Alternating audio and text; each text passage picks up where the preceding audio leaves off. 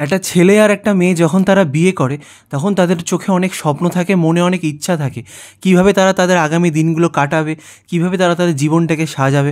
আমাদেরও ছিল, কিন্তু দুর্ভাগ্য বিয়ের পরে কিন্তু আমাদেরকে ভাড়া বাড়িতে থাকতে হয় নিজের ঘর থাকা সত্ত্বেও। কারণ আমাদের বাড়িতে মাত্র একটা ঘর, সেখানে বাবা আর মা থাকেন। বাবা তো অসুস্থ, তাই বাবা আর মা থাকেন ওই ঘরে। আর আমাকে আর তুলিকাকে কিন্তু বিয়ের পর থেকে ভাড়া বাড়িতে থাকতে হয়। নিজের ঘর থাকা সত্ত্বেও ভাড়া বাড়িতে থাকার যে কী কষ্ট সেটা বোধহয় আমরাই বুঝি।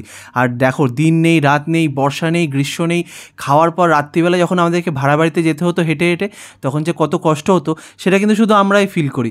আর আজকে বিয়ের 2 বছর পর তিল তিল করে টাকা জমিয়ে যখন আমরা আমাদের ঘরটা তৈরি করছি, তখন অনেক মানুষ ভাবছে যে আমাদের বোধহয় অনেক টাকা হয়ে গেছে, আমরা মনে হয় অনেক বড়লোক হয়ে গেছি। তাই বুঝতে পারি অনেক মানুষ আমাদের হিংসার চোখে দেখছে, ঈর্ষার চোখে দেখছে। তারা কিন্তু জানে না যে আমরা কীভাবে এই ঘরটা করছি। বিয়ের সময় তুলিকা যে কটা গয়না পেয়েছিল, আজকে সেই একটা গয়নাও কিন্তু বাড়িতে আর নেই। প্রত্যেকটা গয়না তুলিকা বন্ধক দিয়ে সেই টাকাটা আমার হাতে তুলে দিয়েছে যাতে আমি ঘরটা করতে পারি।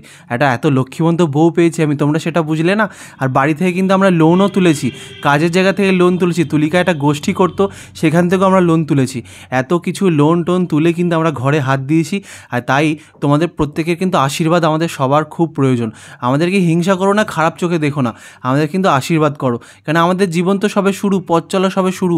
তোমরা আমাদের গুরুজন, আত্মীয়, তোমাদের প্রত্যেকের আশীর্বাদ, ভালোবাসা আমাদের দরকার। তাই আমাদেরকে ভালোবেসে আমাদের পাশে থেকো। আর এই মেয়েটার কথা আমি কি বলবো বলো, যখন আমার পকেট ফাঁকা তখন থেকে মেয়েটা আমার সাথে রয়েছে।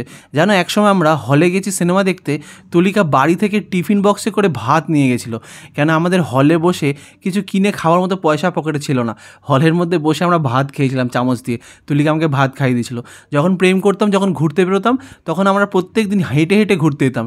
কেন বাস, টোটো, অটো এইসব কোথাও যাওয়ার পয়সার ভাড়া আমাদের ছিল না। তাই হেঁটে হেঁটে যেতাম, হেঁটে হেঁটে আবার ফিরে আসতাম। মানে অনেক দূর দূর যেতাম হাঁটতে হাঁটতে। এত কষ্ট করেছে মেয়েটা আমার সঙ্গে।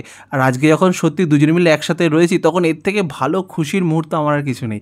বিয়ে হয়েছিল আমাদের বুধবার, আর বাড়িতে বউকে নিয়ে এসে বৃহস্পতিবার। বৃহস্পতিবার লক্ষ্মীবার আমি জানি, সত্যি তুলিকা আমার বাড়ির লক্ষ্মী, একটা বড় লক্ষ্মী। আমার মা তো আছেন বাড়িতে, যে সকাল মানে ছোটো থেকে আমাদের প্রত্যেককে সামলে আসছে। আর এখন দায়িত্বটা তুলিকার ওপর। তুলিকা কিন্তু সবাইকে খুব সুন্দরভাবে সামলে গুছিয়ে নিয়ে আসছে। তাই যখন তুলিকা ছোটোখাটো কিছু আবদার করে, সেই আবদারগুলো আমি আর ফেলতে পারি না। এই যেমন বাইরে টুকটাক খাওয়া, কোথাও ঘুরতে যাওয়া, সেটা কিন্তু যাই। কারণ তুলিকা খুশি হলে কিন্তু আমিও খুব খুশি হয়ে যাই। দেখছো কত খুশি হয়েছে, রেস্টুরেন্টে খাওয়া খেলে তুলিকা কিন্তু খুব খুশি হয়ে যায়, সাথে আমিও। তো দুজনে মিলে সুন্দর করে রেস্টুরেন্টে খেয়ে নিলাম। আর খেয়ে নিয়ে এবার বাড়ি ফিরে আসবো। আর দেখছো গরম গরম খাওয়ার, তুলিকা কিন্তু খেতে পারছে না। আর একটা কথা, তুলিকার কিন্তু একটা খুব বড় গুণ, তুলিকা কিন্তু একা কোনোদিন কিছু খায় না। খাওয়ার পর কিন্তু বাড়ির জন্য কিন্তু ঠিক নিয়ে আসে। যেখানেই যাই খাই না কেন, দেখছো বাড়ির জন্য একটা পার্সেল করে কিন্তু তুলিকা ঠিক নিয়ে আসে।